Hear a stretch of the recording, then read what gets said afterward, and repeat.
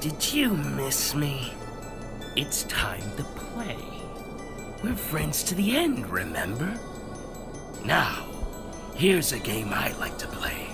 It's called Hide the Soul.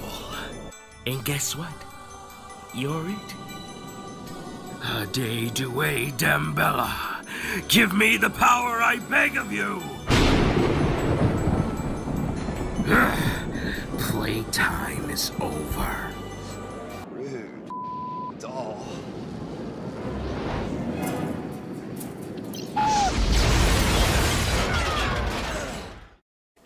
That's one of those good guys, isn't it?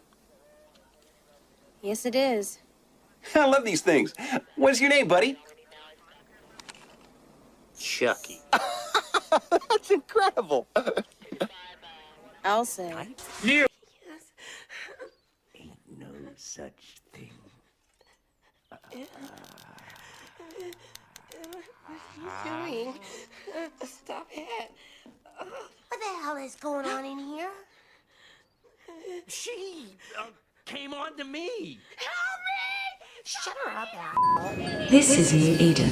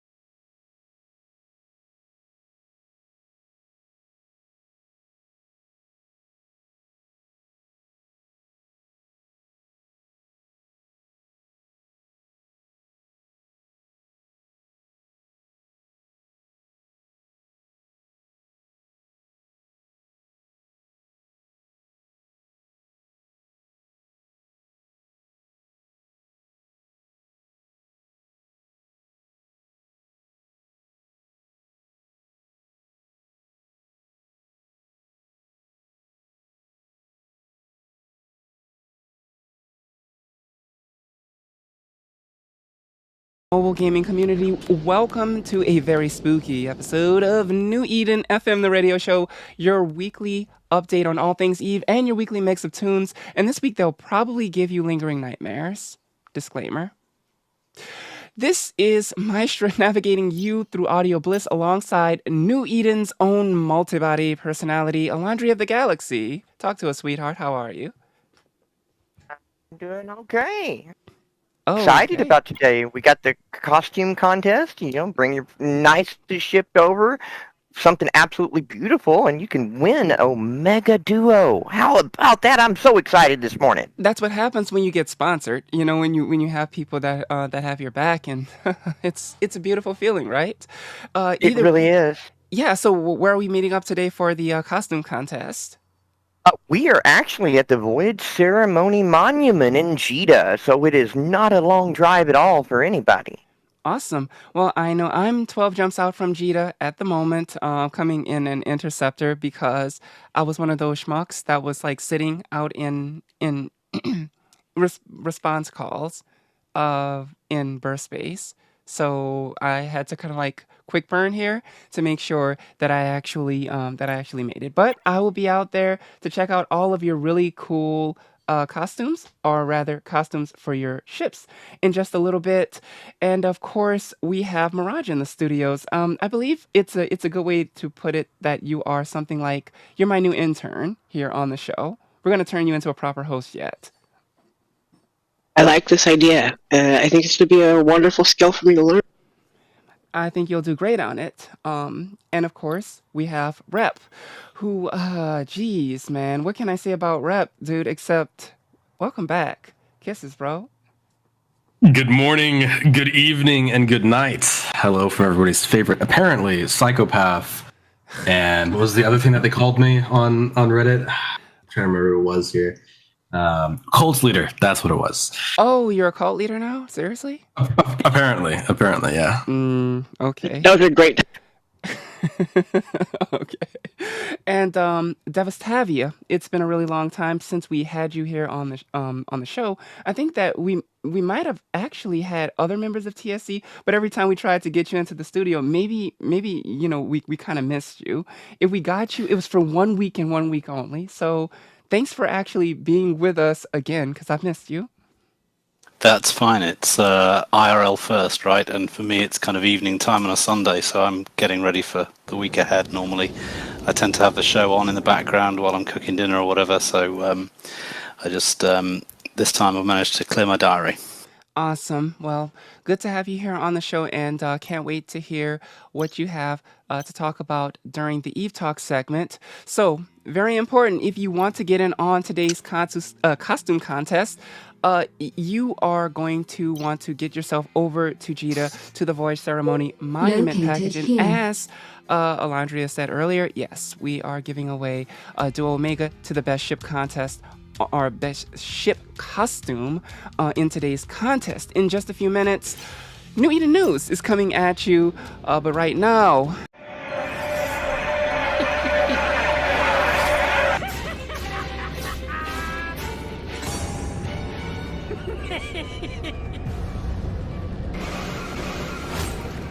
What? You don't like it?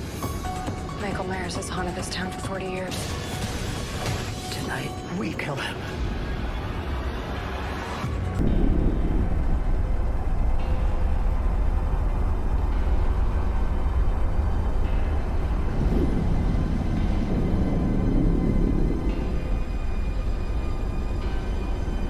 Destination reached. Docking request accepted.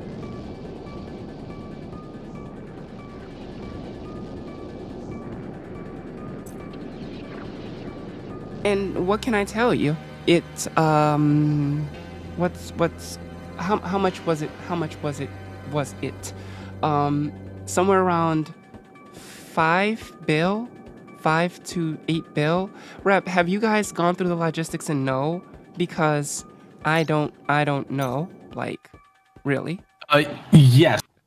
Yeah, I actually don't know the specific number of cost of production for each one. I see a few indie type guys in the chat though who probably could tell us. What I do know is it's going to require a lot, because you don't just get one of these things. You need to have them basically in every system in yourself, at least to make a pipeline to point A to point B, or however many points you have. But from a tactical perspective, these things are going to be pretty insane, because any ship can go through it. You can put a Venture through that thing, you can put a Pod through that thing, you can put a capital ship through that thing. The cost is going to range. The amount of fuel that you need to push a ship through is going to range based on its tonnage, based on its size. But you can stock up, your fuel can with that shit, and then you can set your price for, per fuel unit, so the corp breaks even or makes even a profit on it. But it's gonna change things a lot when it comes to just tactically for like roamers and stuff. If someone's roaming your space or is attacking your citadel, rather than for larger entities, when you look at the size of Void's footprint in space, or SHH's footprint in space, even Noah's footprint in space, getting from one side of it to the other now takes a decent amount of time, even in like full hyperspatial, fleet, like Blitz fleet or something. Now you just hop and take like 3 or 4 freaking jump gates and you're there, which is insane. True. I mean, I agree with all those things. I guess the one and only thing I kind of, have mixed feelings on is, do you really want to put a jump bridge, like, in every system? Because not only is that going to be, like, extremely expensive, it's also going to, think about it. You can just as easily put one in just target locations, like specific tactical locations where you're going to need your fleet, and you just... Oh, for sure. We don't need them everywhere initially, but I think it's going to end up at that point, right? I think give it a year and everybody's going to have a jump bridge in all their systems. Yeah, possibly. Well, the other thing is, don't forget, they're going to take, they take 2 anchor points up on the Citadel as well. So, it's not necessarily the easiest thing to do to fit in on specific systems. So, yeah, you need a Citadel in the place, right? So it's you can't just drop them somewhere. Yeah, pretty much. And so that's where like the tactical thinking comes into play, right?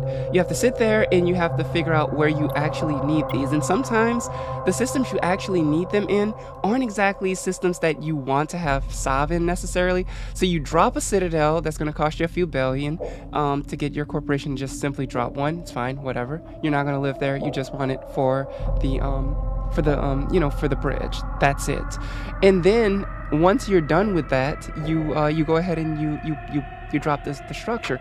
Fortunately, because it only costs 20, it's not going to require you to do any major upgrades to the citadel. I suppose that the negative is that if that citadel gets smoked, well then that's one bridge point that you no longer have. But it's and that's an interesting thing too, right? That's why I think you need to have multiple pipes set up in your Sav, and why almost every system will end up with it. Because I haven't looked into, or I don't think we've necessarily had the chance to test what happens when you put these things into low power, or if they can be outright destroyed or anything like that. But if it's a chain and you delete the one in the middle of the chain, now that entire Federation, Alliance, etc., can't utilize their jump chain. They're dead in the water. So yeah, you have to have alternate routes. If you don't, you are going to be screwed. More than likely, you will be screwed. Because that is the first thing that I would do if we're gonna make war with some organization. I'm gonna make sure to blow up like every single one of those because it makes defending your space that much more difficult. So the reason why capitals have such an important place to play when it comes to dealing with protecting organizations that have a huge amount of empire sprawl. You cannot, protect that without the use of capital ships. It just doesn't really work that way. And so with that being said, you're probably going to want that because the way that caps are in this game, they still require sub-cap support, for better or worse anyways. But I know that it's been a very expensive month for organizations between trying to farm for fax debris, build the faxes, which cost somewhere around 122 billion ISK, by the way. That is what our industry team, that's the estimate that we were given, somewhere around 122 billion. Things have gotten pretty expensive. Well, yeah, they ain't cheap, and they're not like dreads. You get yourself in that pretty new fax, you're not going to sit there like a nag and tank 100 people. No. If you get caught out, you're popping just like a carrier does. Yeah. I mean, they're probably just. If I'm going to say that they're a little tankier, they're only slightly tankier. It's not like they are much tankier. They're still very, very, very squishy ships, and I'm not gonna lie. I'm as interested as I am in seeing the first drops of faxes on the battlefield. I'm wondering how long they're actually going to last because you can't drop a fax without having tons of support behind that fax. It can't be the only fax on the battlefield because it will get destroyed. Man, I just feel that this is going to be it's going to be a strange one. Well, I know where we can find the first fax kill mill. Oh damn! Or lost mill, rather. Someone's already lost it. So it's already not yet. Not yet to my knowledge, but I know who it's going to be. Does it begin with M by any chance? It does. Good old Matty, huh? I think we'll see the first fax loss there. I hope it's not Matty, huh? I'm still weeping over that dread loss that when he dropped the dread on SHH and all of his modules froze and he got blew up like super fast. That still hurts to this day. I still remember Tahini just like sending out a message and it got back to us where he just said that hurt to watch. Yeah. But more than that, they also dropped in a new roadmap, which I thought was kind of interesting. And it's a new roadmap looking at the end of this year. So not a roadmap for 2023. This is a roadmap for 2022. So according to this roadmap, which we got our greasy little meat hooks on last week, in are on next month. We're looking at a performance boost, fuel bay. Not sure what all of these things mean, of course. I just want to put that in as a disclaimer. The Concord Pass Season 13. I guess we'll see some new nanocores. Another Interstellar Bazaar. I'm pretty sure that we already had a well event for this year. But Gotta get the next one right in time for Christmas, Black Friday. oh my gosh. Putting glasses back on now. Give me a second. All right, there we go. Permanent event, Corporation Clash. So I'm guessing that's a new PvP event. You know, meant for facilitating corporation on corporation combat, which could be really cool. Capital Ship Mode reopen, FWG, that's the faction war game. So it'll be great to see that, but I'll be honest with you, I hope that they actually kind of fix some of that stuff, because I enjoyed the Capital Ship Warfare, except the part where, if, say for example, you were in a NAG, obviously, or you were in any kind of capital ship really, obviously you cannot shoot. You can't hit fighters, and you would basically win a match or win a round, and you'd have fighters like beating on you, and the damage would carry over to the next round. And so you're starting off with X% less shield or X% less cap because you had fighters beating on you and you were basically defenseless and you couldn't really do anything. That, I really hope that they address that this time, because if not, it's just not going to be a whole lot of fun. New arrivals to the LP store, bombs and new drones. I'm hoping we get EO bombs this time, like really nice EO bombs. Located here. You know, good bombs, real bombs. And new drones, well, I mean, that could mean anything. That could mean C-type drones. That could also mean that we're finally getting, you know, the drones that we don't have, like logistics drones for subcap ships, and of course, E-War drones without the need of an implant and things like that. Could be kind of nice, just saying. Balance updates on ships, modules, and implants. That one was the one that actually made me laugh, because we have spent how many weeks criticizing these people on the show because they said, and I quote, "We will do our balance update in April, so 1 year." So apparently they got tired of us saying this was a completely bad idea, and they've decided that they are going to have a rebuttal on that initial plan. So now we're getting one in November. I think that that's kind of cool, and I want to, you know, actually give them a thumbs up for actually doing this. Thank you for doing this. Thanksgiving and Black Friday bonuses, as Rep pointed out, those are coming. I'm not sure if they have anything to do with the Interstellar Bazaar, but I don't know. Who knows? December 2022 brings new ships, apparently special carriers and drones. I'm hoping for faction carriers, because I really don't know if we need super carriers just yet. That would be kind of painful. New modules, salvage drones, bombs, and XL weapons. A little bit confused on that one. They did mention bombs in November, so who knows. The Christmas and New Year's event, and of course a look back on 2022. VFX updates, Concord Pass Season 14, and Inscription of the Galaxy Season 6, which I'm looking forward to. The Inscription of the Galaxy. Our people are actually ready to do it now. Go Crime. In January 2023, we're looking at a brand new crossover event, fresh map for the Dormant Realm, brand new implants, our new nanocores, and a tradable purple nanocore. So that's kind of cool. I don't really know what to say about what they are doing at this point, but it looks like they're at least, you know, heading in a decent direction, at least a semi-decent direction, and I look forward to seeing what they do with the end of this year. And by the way, I'm one of their biggest critics. Everyone who tunes into the show on a regular basis knows that. If you guys have any thoughts, I will see and read them off in the sound of us. I'll pause that for a moment so that someone else can get a word in edgewise as I take a breath.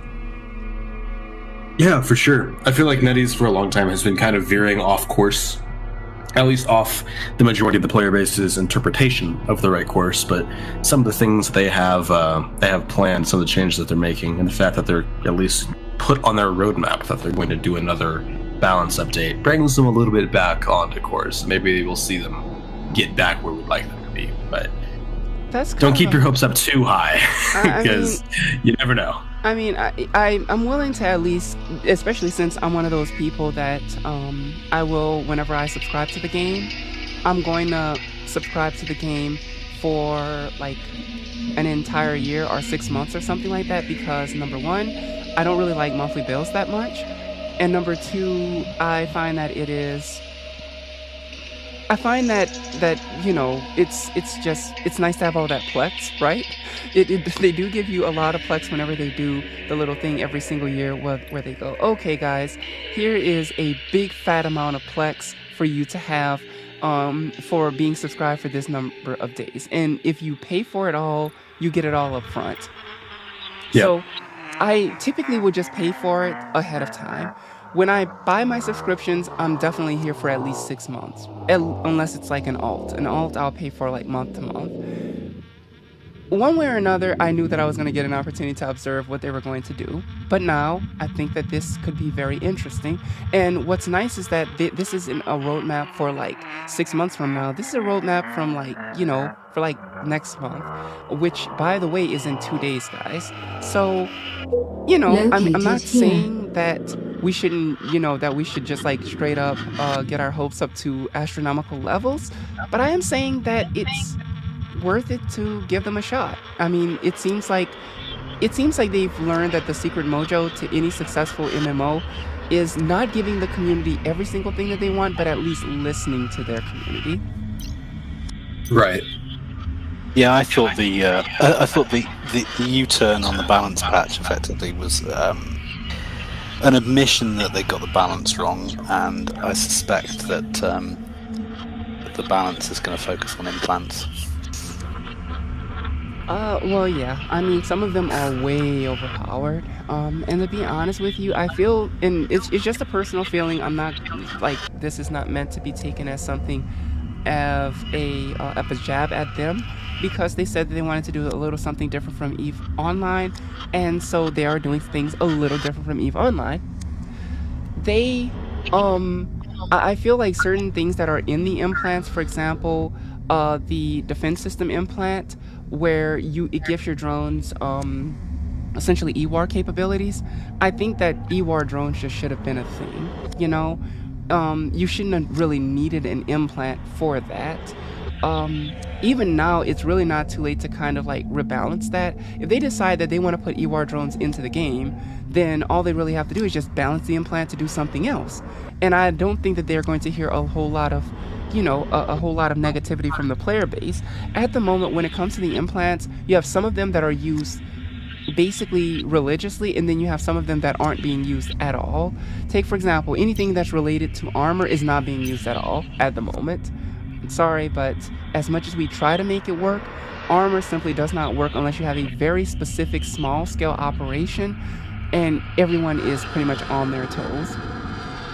And take, for example, for drones, people typically will get the Bombard implant. They never actually get that EWAR implant, you know what I mean? And EWAR drones, you know, it's kind of a cool thing in EVE Online, in my personal opinion. So people aren't really, you know, they're not really using a lot of these implants. Meanwhile, some of the ones like the lasers, like the focus crystals, those are being heavily you know, they're heavily used. They're being heavily exploited, and the things are, I mean, they are kind of borderline overpowered, if I do say so myself. And I'm a laser pilot. They're kind of strong. I think you need to take the borderline out of that sentence, Mackenzie. But I mean, they are just OP. But actually, I'd rather they kind of strengthened everything else, because the fun in this game is in kind of blowing stuff up, right? So yeah, of course. So if you can actually get genuine damage increases on all of the other implants as well, and just to kind of catch them up with Focus Crystal instead of just nerfing Focus Crystal. We all kind of suspect they'll do that, but I'd rather see the others be buffed. I could agree with that. As long as we were to get some implants that had a defensive focus as well, that'd be cool for our guardians and whatnot. Because as it stands now, like a nightmare, doesn't matter how many logi you have. If you have like 20 of those freaking coffer Apoc strikers synchronizing, Melt, erasing you. Yeah, it pretty much just deletes you, kind of like the Titan Doomsday weapon. They click the button, and after 6 seconds you're erased. It's just the way that it works. But yeah, I kind of agree with you. It would be great to see some of those, but they've already said that they're going to be introducing new implants a little bit later on in the year. So I am going to, because what can I say? I know that Benzie has been getting really frustrated. I still check out some of his videos. I still do support what he is trying to do, and I still have a tremendous amount of respect for him. And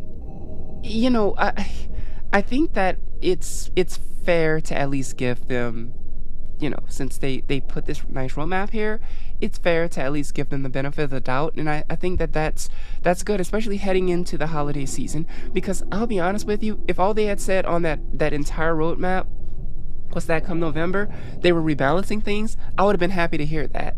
The fact that they're just rebalancing things, the fact that they're actually trying to rebalance things, and they're also hustling to get new content into the game, that's also, I think that's really, really good on them. So, I mean, I can't really hate on them for doing that. Know what I mean? I think sometimes it's worth just taking a step back and thinking. I mean, this is my view on things, right? I'm a little bit older, and I'm still of the view that it's kind of amazing that you can make a telephone call anywhere. So the fact that they're able to actually implement a pretty faithful Eve-like experience on a mobile telephone is kind of incredible. And so then when we kind of talk about improvements, I think it has to be in the spirit of recognizing that achievement, but then also saying how we think the game could be improved to retain players and attract more. Yeah, you're right about that. We really do need new players. We're hurting for that content, and there have been a series of a lot of mergers. Like I said, I mean, Bell merged with our brothers in Twix, XTC, and Hun, and we created a new corporation because it's just the realization that if you have new players coming in, then I guess the turnover rate doesn't really affect you that much. When you don't have new players coming in, the turnover rate hurts a whole lot more. And a lot of our organizations were pretty much in that same situation. The turnover rate, it's so high in Eve Echoes, and how do you corrupt that? How do you turn that into a better experience across the board for like everyone? And the primary way to do that is by making a better, more intuitive new player system. We can all agree that the tech system sucks. It does. But at the same time, there are ways that it can be worked around. If they want to abolish it, I think that everyone would be in favor of that. It'll help out new players, and I think it would be fantastic. However, if they don't want to abolish it, there are ways to help new players to get past that, such as, for example, taking some of these ships and just moving them down in the tier, because at the moment everyone is pretty much, if you're not in Tech 10 ships, you're pretty much not helpful. The only Tech 9 ships that are actually viable and helpful and desired in large quantity on the battlefield are the Logi. That's it. So I do believe that that these are things that need to be addressed. If you see where the game meta is, why on earth would you not want your newer players to engage in that meta? And that was the hardest thing that we had to do when we were just Bell, and we were trying to facilitate bringing new players into the game. The hardest part was trying to find a role for them to feel meaningful when they got on the battlefield with us, because we had a rule: guys, if there's a CTA, then everybody has to go. If if it's a roam, then it's your prerogative if you show up or not, but CTAs are mandatory. And we actually remove people for not wanting to abide by that rule. But it made our organization significantly stronger because we had standards where if you were in our corporation, CTAs were not optional. They were mandatory if you're online. So it is what it is. I can't really like hate on them too much. I'm hoping that we can get new players in, because even though I have a corporation with people I enjoy playing the game with, I can definitely say that I'd be happy to see new players, especially people that we can kind of like mold into PvP pilots and kind of help along the way. We could always use more people like that. We have a feature to be able to view the location of Corp Alliance fleet members on the star chart. It can be difficult grasping locations of system XYZ 987. I guess the less fleet commander E of us are struggling with that a bit. Okay. Anyway, it would be great if we could have, or we could just open the star chart and be able to view exactly where fleet corp members are located. The answer to that is we will not introduce this feature for the time being. Updating the location information of a large number of pilots in real time on the star chart will put too much pressure on the server. So we will introduce the feature of sending locations in the chat to help with this situation. Don't we already have that feature in the game? Well, can't they just ask AAA? We have that. Maybe what they're going to do is optimize it. I mean, we can drop locations into chat now, but maybe it'll be a one-click warp to or something like that, or one-click, optimize, paddock course or something like that. Maybe they're adding something into that. I hope. I mean, there's a ping location. Ping here. Is that even a serious request? I mean, if you were able as to see every location of every corp member on the star chart, then that just is a recipe for spies and gankers, right? Oh, yes. Oh, I hope they do that. Oh, I hope they don't do that. Oh, I will know where everybody is at all times. That will be absolutely So I do glorious. think that it's a useful feature. I actually played another game that had this feature, and their equivalent of the star map. But the way they did it was that it was locked to your permission level in the corp. So only the corp founder, owner, I forget what they called it in that game, the CEO essentially, could see that, and then his highest level of officers, because it was fixed permission levels. You couldn't edit them like we can here. So the highest tier officers, and then himself or herself were the only ones that could see, but they could see all their corp members. And then it carried over to the alliance level in the game also, to where the alliance, like the Federation owner, and people he set could see everybody in the fucking alliance at the same time. It was cool. It was useful. Probably a little broken. I mean, to be honest with you, it is kind of neat. For those of you guys that have ever played like Battlefield games, where you can take on the role of the actual commander. So you're not actually on the battlefield, but you're just observing the battle. You're basically reading maps, and you're able to send details to your team members that are actually fighting the battle for you. That kind of feature is actually really cool in PvP games. I wish more games would do it, but there's a right way to do it and a wrong way to do it. That's the only thing I'm thinking.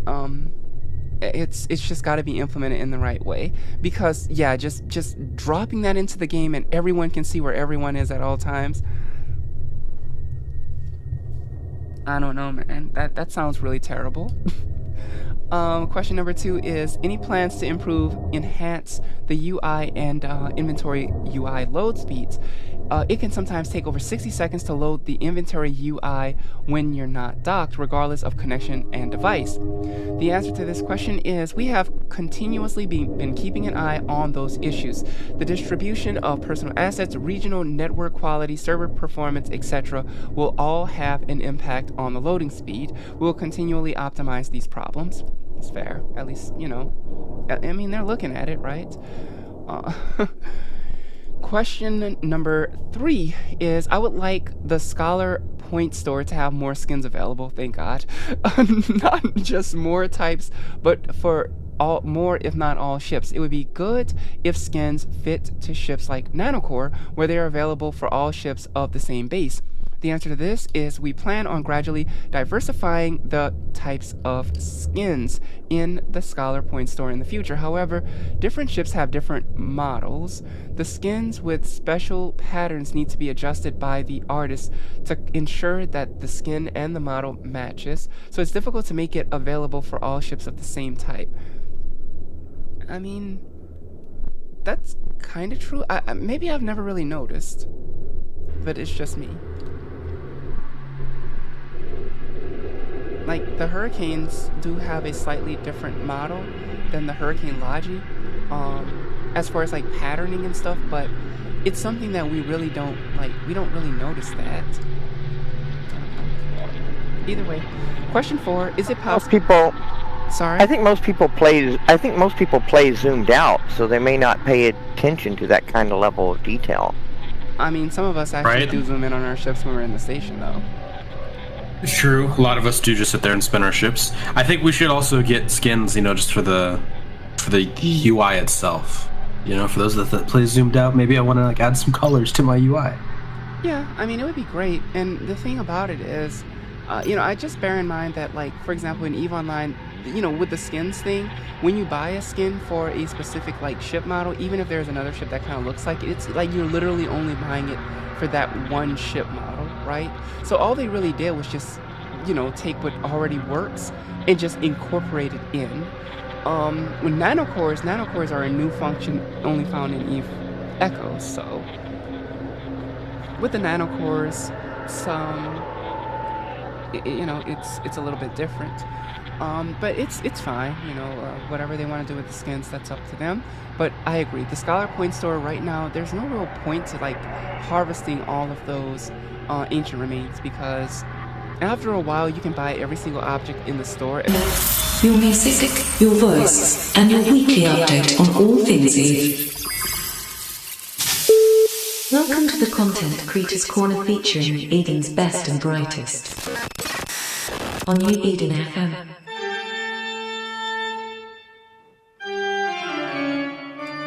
Welcome to the Content Creators Corner, and this week I can't have a Content Creators segment without first mentioning our sponsor,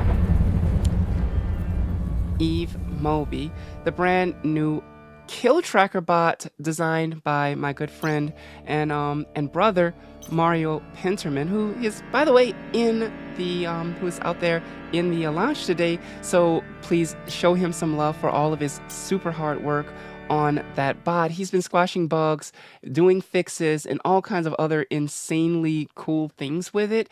Not to mention adding features. One thing that I have not seen in a kill bot, one that can accurately take all of your characters and put them under one Discord account for you.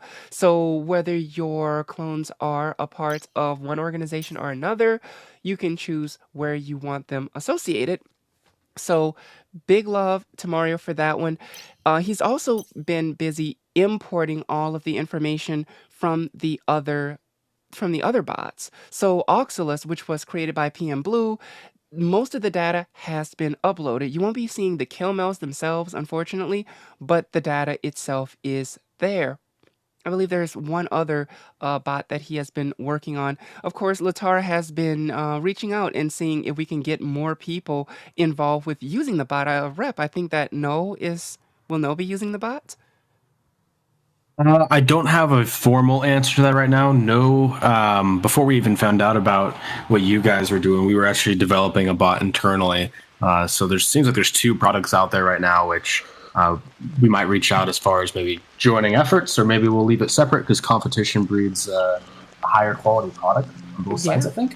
And so we'll see. I don't have a solid answer to that, but at this point, there are at least, probably more, but there are at least 2 kill mail bots out there that can replace PM Blue's Ox.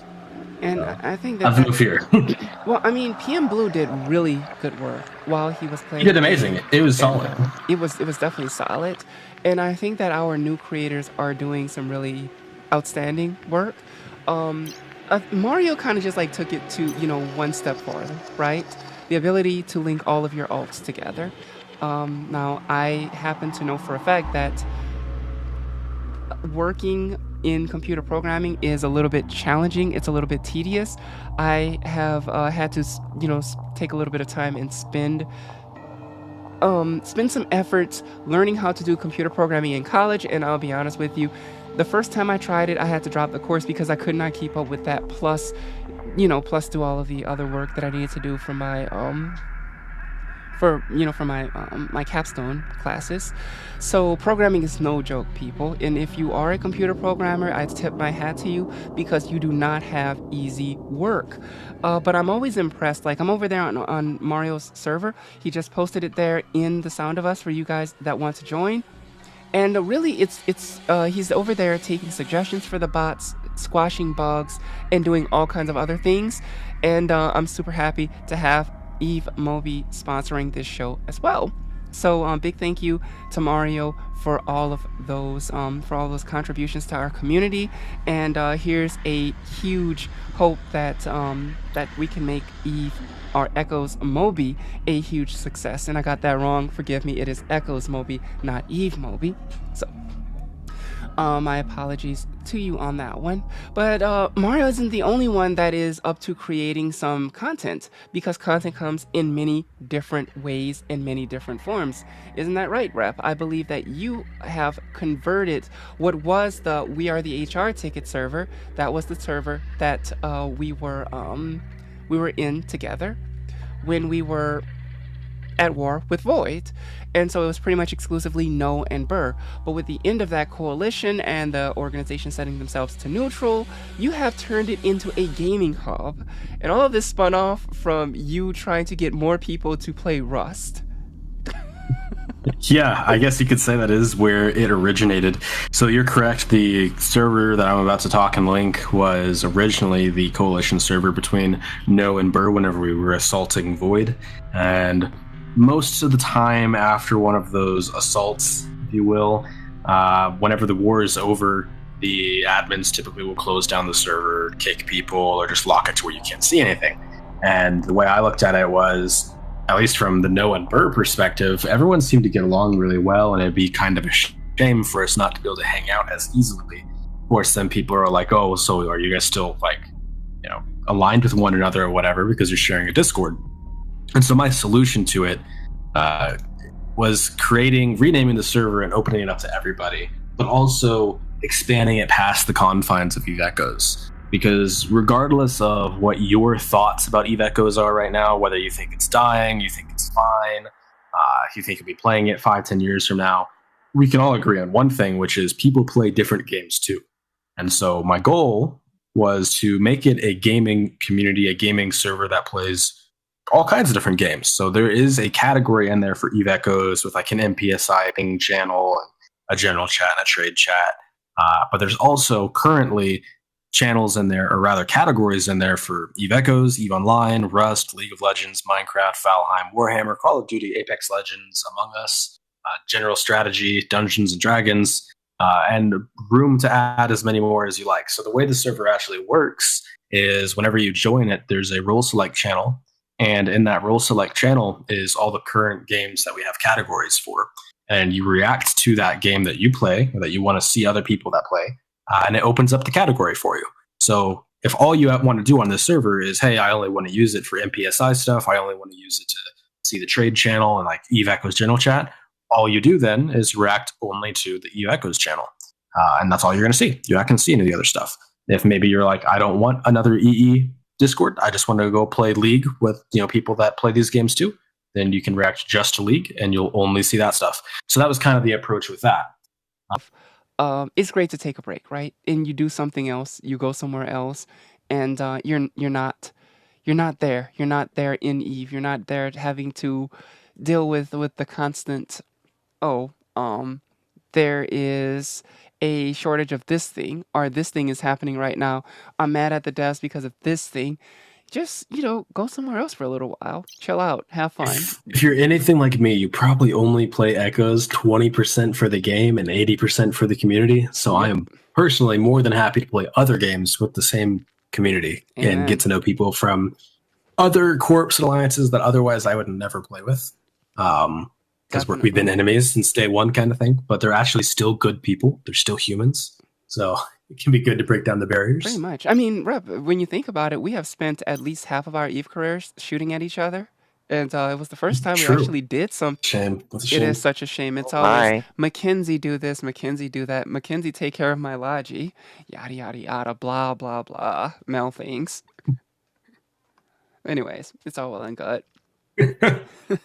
Well, but yeah, we have an NPSI channel, so you can always fly with me again. We do have an NPSI channel, and guys, if you have any additional questions for Rep, please go ahead and post them in the Sound of Us, and of course, join the server, as Rep did post that server a little bit further up in the Sound of Us. Some really cool stuff going on over there. I'm hanging out over there. You have most of the community from, I think, No and Burr, who were hanging out during the war and who were doing things together during the war, are still over there doing things and playing different games together. We have members of the Silent Federation over there playing games with us, and now we have members of other organizations that are now doing things over there with us. Which there's at least one of me on the server. On New Eden FM. Welcome to Eve Talk on New Eden FM, and I know that plenty of you guys have been, what is the word? You've been patiently waiting here at this monument for at least the past 2 hours, give or take, for the costume contest, which we are going to hold in just a moment. So, for those of you guys that are going to be taking part, because number one, you do need to be in the fleet so we know who you are, go ahead and drop in an X, and I'm also going to need you to stop moving your ships so that we can actually we can take a good look at the ship, post a really cool screenshot of it, and let the people that are in the Sound of Us see you in all of your glory.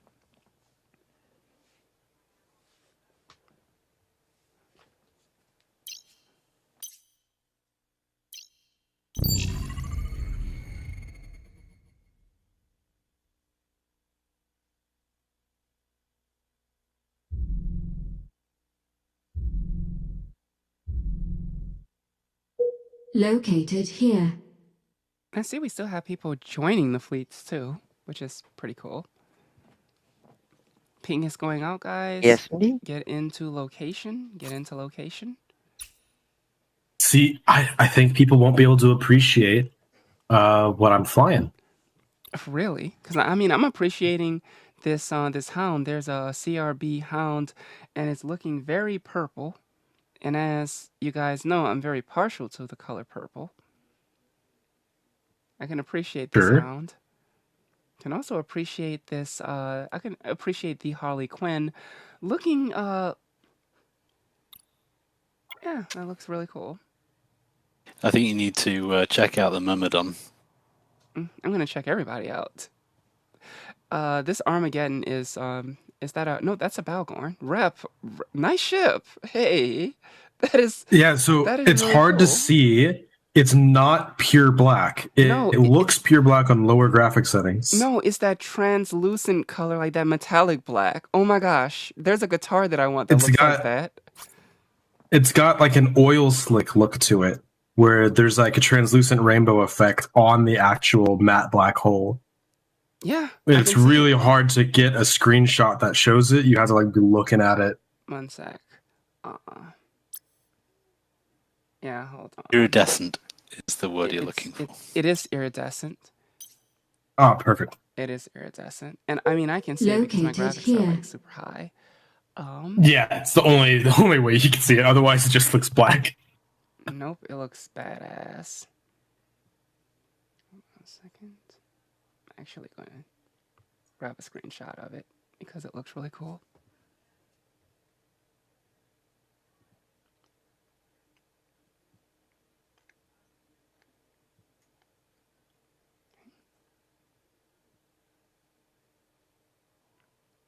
You mind turning your ship 180 degrees, Mr. Rep? Like, just turn all the way around? Yep. Mm-hmm. I'm taking pictures of it. I'll post those in the Sound of Us. Oh, gotcha. Yep.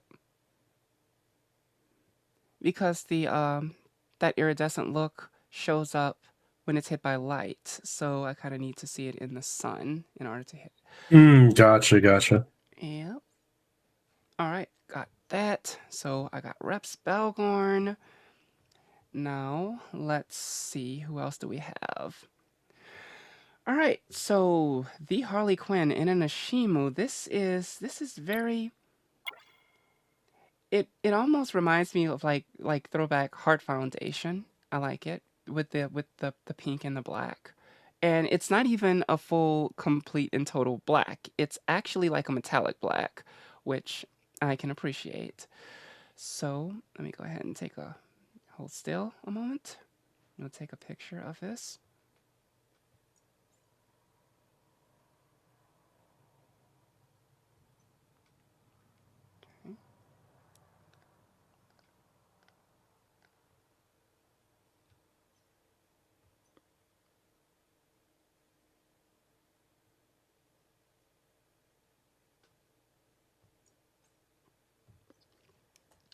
Alrighty. And let's take a look here.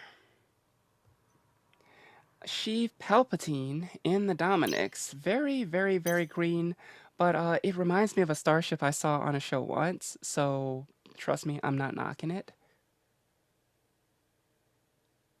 I like this skin. This is really cool.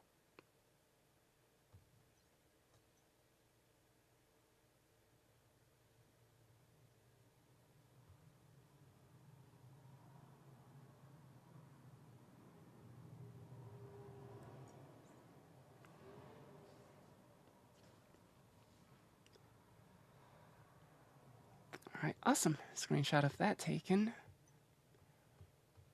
I love that iridescent skin, by the way. That thing, I know that iridescent skin is badass. What is it? On the Valgorn? Okay. We have That is the sleeper skin. Okay. We have Kentist Everdeen. I'm hoping that I'm pronouncing your name correctly. That's a very nice color. Very, very, very much LSU. And seeing as how you're a premier football team of my state, you get 2 thumbs way, way up from me. That looks good. Okay.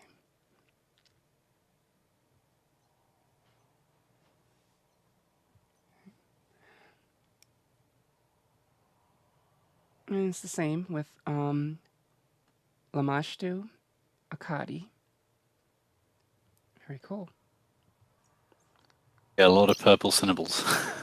Oh, hey, purple cinnaballs are the way to go. And then there's this iridescent cinnaball, which is Elandria. But technically, yeah, okay, you know what?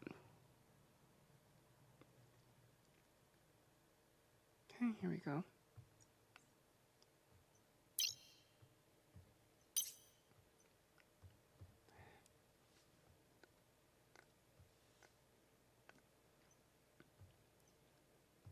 It's just taking me a moment to get all these screenshots, guys. I think the paint job that I Surrender has done on the Myrmidon on the Halloween skin is badass. Mm-hmm. Hey, Mario, can you move your Cinnaball just a little bit so that I can I can see you? You can align to the sun. It'll make for a nicer shot. But yeah, that red and black looks really cool. Reminds Located me of here. Blood Angels, Warhammer 40k. We just had a whole squad join the fleet. Oh, jeez, man.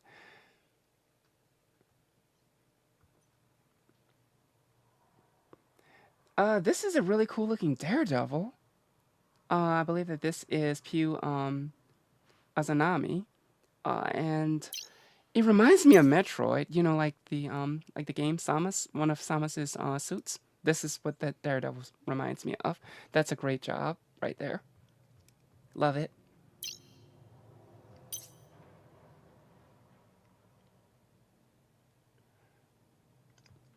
Looks really cool. All right.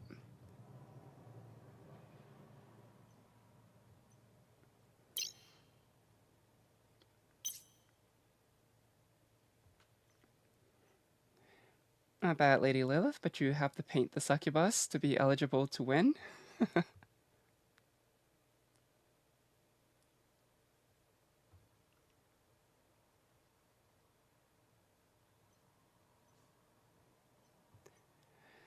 And I'm checking out the Black Joker, who is in a Nemesis 3, and paint job is very sleek on this. If you wouldn't mind aligning to the sun so I can get a better shot of the ship, Joker.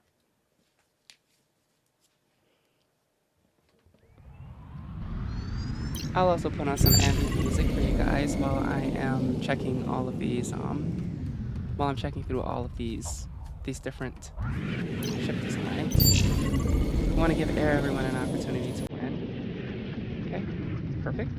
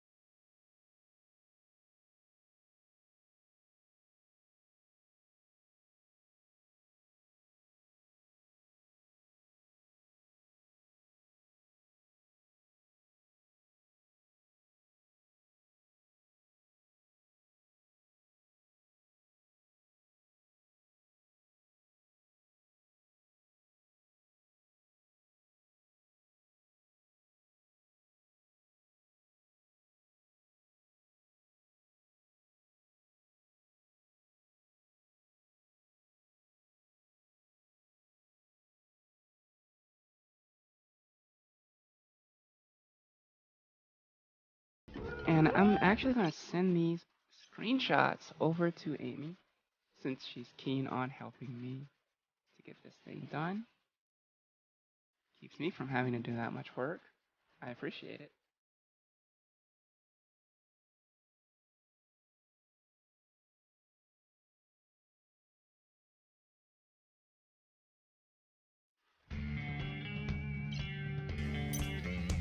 Broken.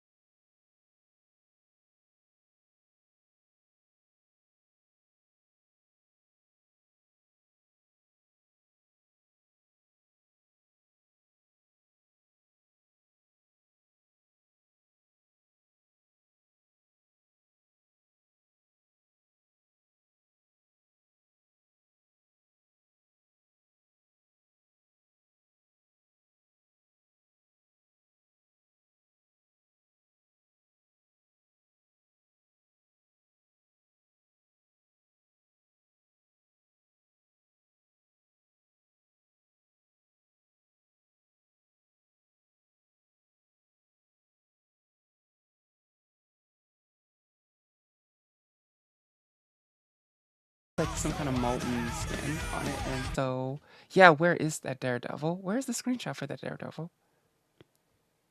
I need that Daredevil. That Daredevil is badass. I'm gonna take another screenshot of it just in case. So it's up there for consideration. It's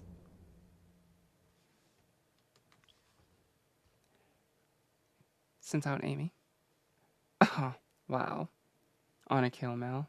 No, no, please. No, please. No, please stop. Hey, that's me.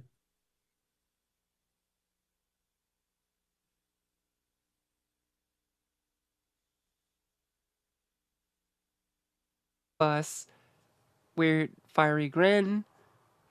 A plus. I really like the Myrmidon, personally.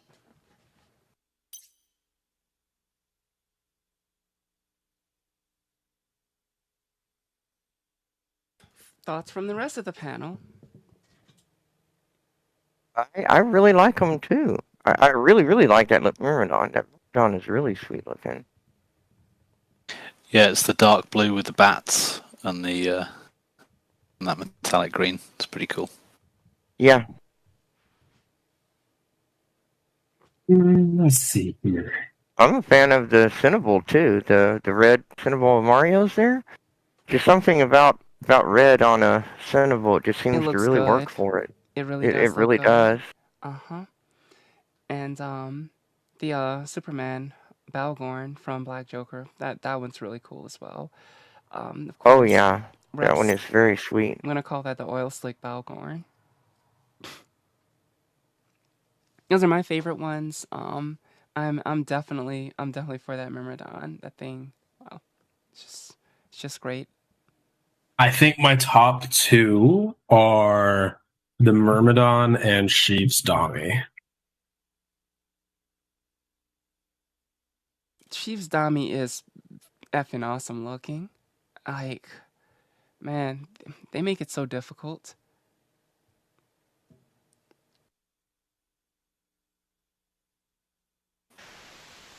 Well, for me, it was the Merm and the Vindy. I mean, the Vindy doesn't really come across in the screenshot because actually the orange is the effect, so it kind of ripples. Looks pretty cool, but I think the paint job of the Myrmidon, given the season and everything, for me was the clincher. Yeah, but that's just me. I mean, it's dark blue and forest green, which it's it's creative. I like it.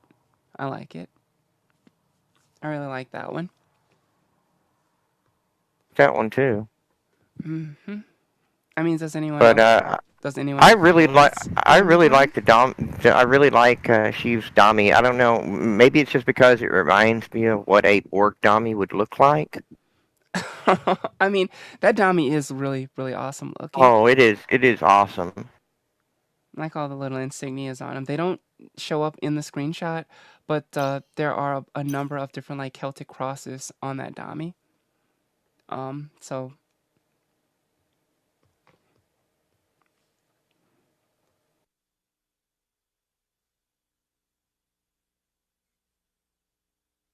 giving the Myrmidon the thumbs up as winner of the first contest, the costume contest. Geez, I must not have gotten enough sleep last night for this. I'm on board. Okay. Yeah, me too. All right. All right.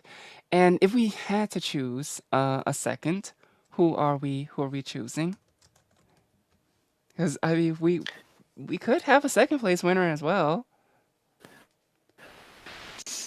I think the Dommy and the Myrmidon and the Vindicators should fly to Lowsec and fight it out. Oh no, the Mindy and the Myrmidon. Ooh, I will fight anybody here for the second place. Oh my gosh.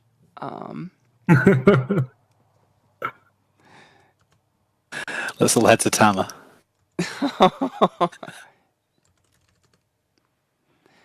Yeah. Okay.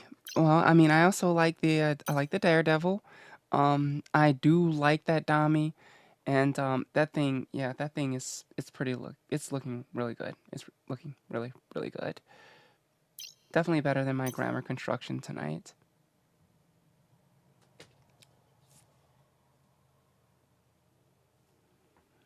Okay.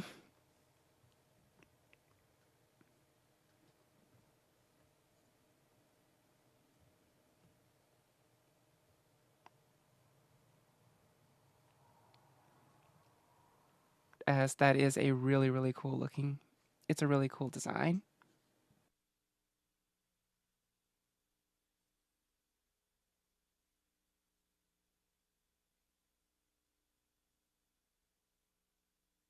To send me a screenshot of your in-game character card, all I need is just like the name and the ID, and I'm going to get you both set up. So, as it turns out, that's 2 Duo Omegas we're giving out today, as opposed to 1.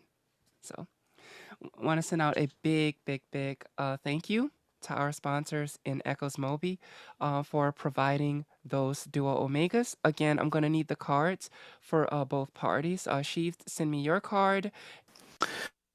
Long-time members he'd actually left our corporation, but we got news that unfortunately he passed away from pancreatic cancer, and we wanted to really mark his contribution.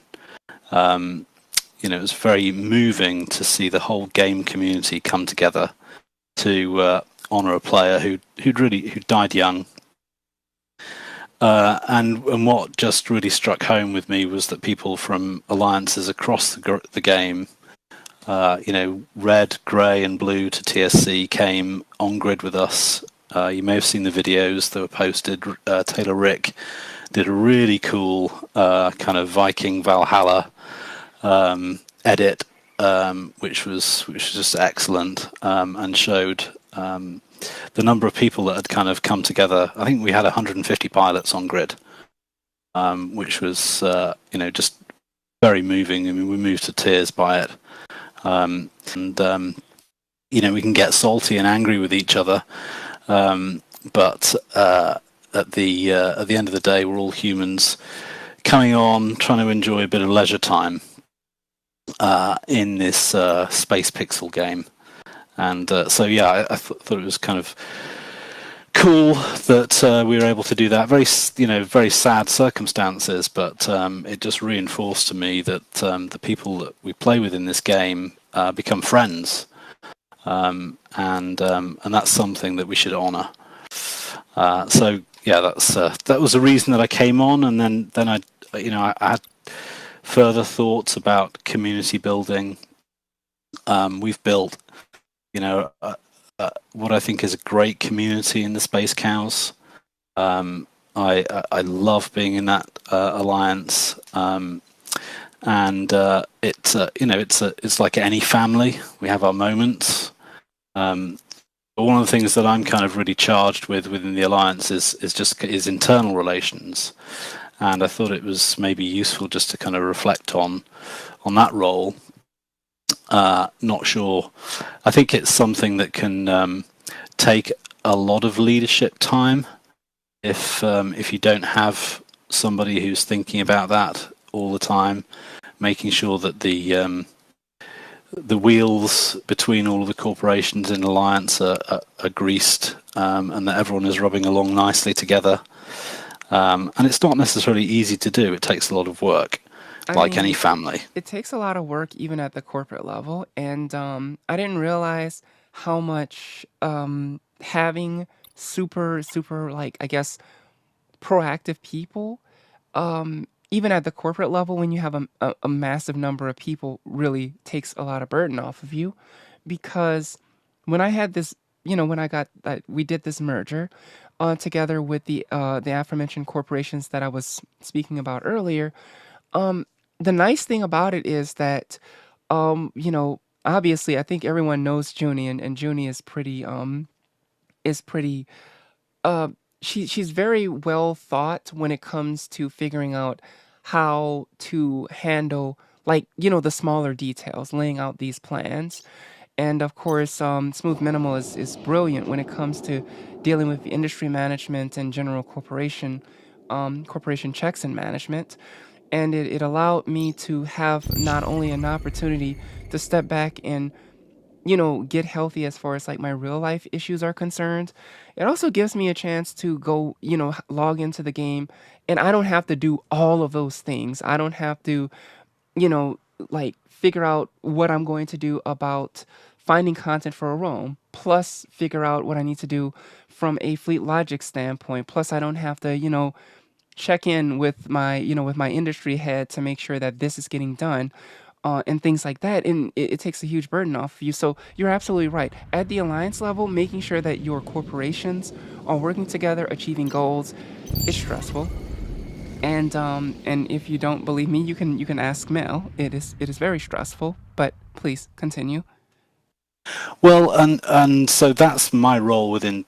That's my principal role within TSC. I got known as the rules guy.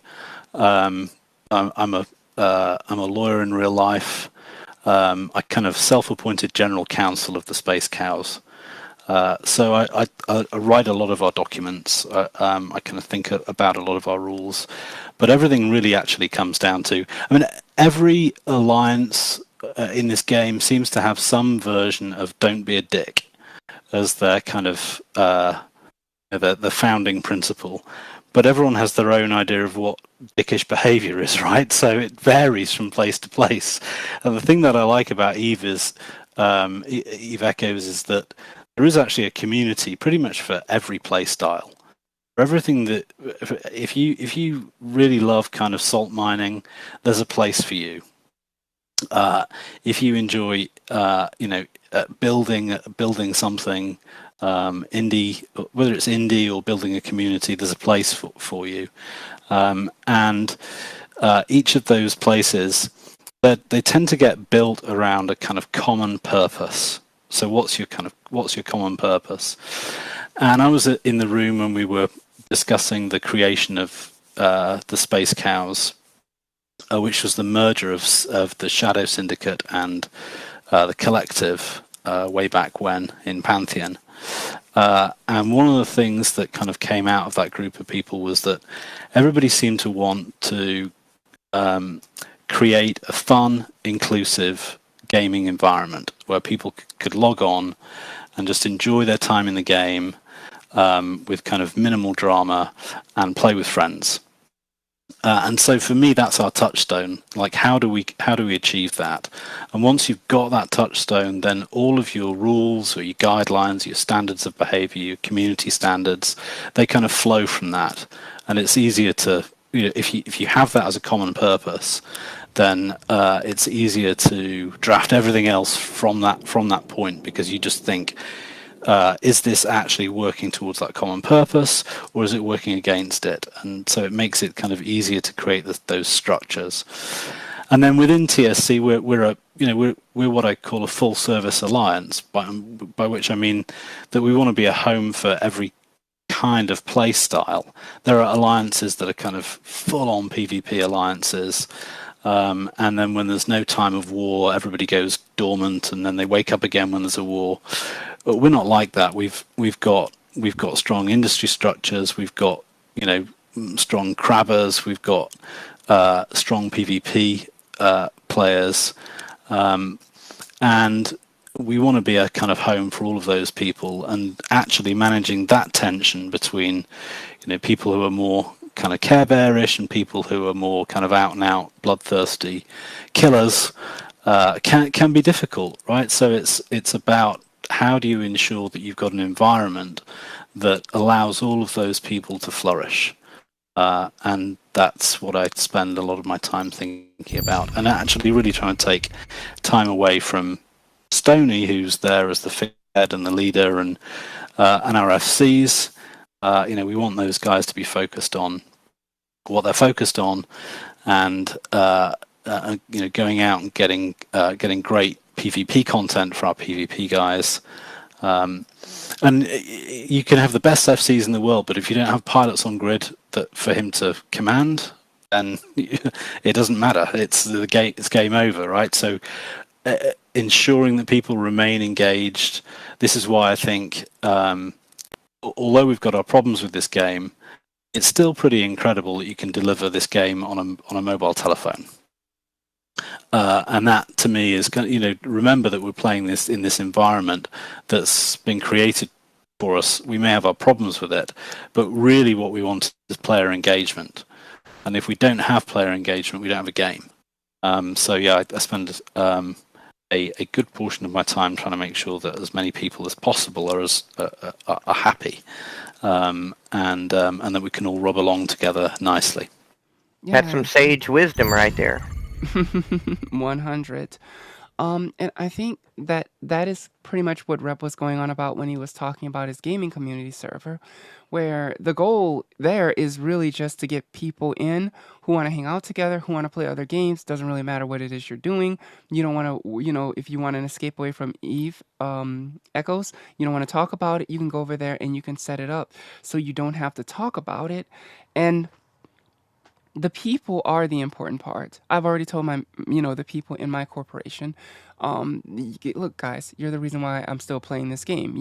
There are members of the Alliance, obviously, that I very much cherish.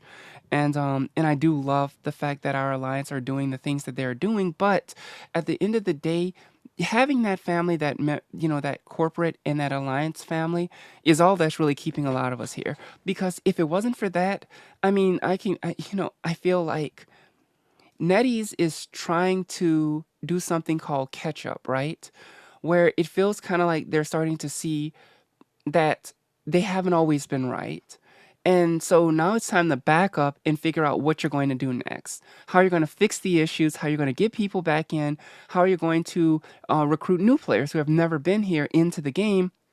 So now they're doing these things, but the fact is I'd be long gone from this game if it wasn't for my friends, if it wasn't for my community. So community is very important. Itinerary in our leadership channel, and one of our guys said, "Yeah, hey, I don't live that far away from there," and we met for brunch in LA. It was one of the coolest things I've done in the last couple of years. Just meeting one of our other guys that I speak to on comms all the time, but he came and took me out for brunch in LA. That's awesome. That was like a cool global connection that would not have happened without this game. Yeah. And I have to say that I can speak to this unlike most people can, as far as the different organizations in this game. Not only have I traveled around and been part of them knowingly, as far as everybody knows, but there are so many pieces of me in different organizations across this galaxy. I've really gotten a really good feel for the player base. And there are exceptional players in every organization in this galley. There are people working to try and find fun for their people in every organization.